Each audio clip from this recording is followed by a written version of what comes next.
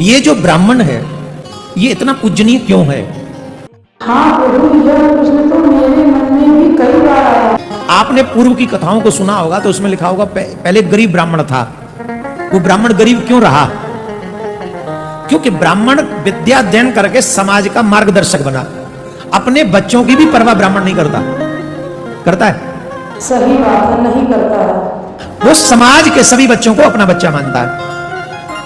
प्रमाण नहीं है। चलो मान लो कि ब्राह्मणों ने सिद्धांत बनाया, तो ब्राह्मणों ने कर्म बनाया, काय का?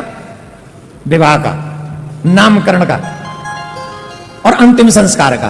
प्रॉपरली इन 3 जगह पे ब्राह्मण की जरूरत पड़ती है। विवाह का, नामकरण का और नाम जन्म हो जाए तो नामकरण के लिए, विवाह के लिए और किसके लिए? जब कोई चला जाए तो उसके लिए। इन्हीं जगह पे ब्राह्मण की जरूरत पड़ती है ना? बोलो हाँ या ना।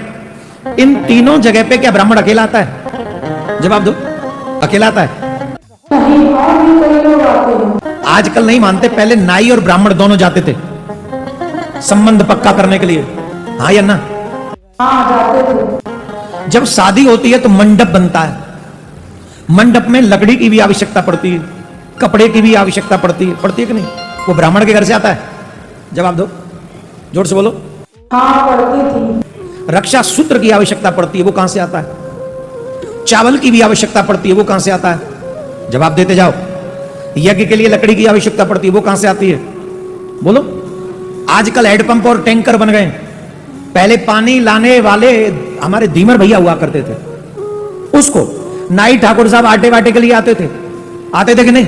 ब्राह्मण चाहे विवाह कराए, ब्राह्मण चाहे यज्ञ कराए, उसमें 7 जात आ जाते हैं। आजकल मान लो, चलो शादी कहां होती? होटलों में।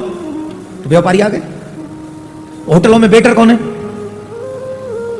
माइक वाला कौन है? घोड़ी वाला कौन है? लाइट वाला कौन है? लाइट उठाने वाला कौन है? ब्राह्मण है सब। बोलो, सब ब्राह्मण ही क्या?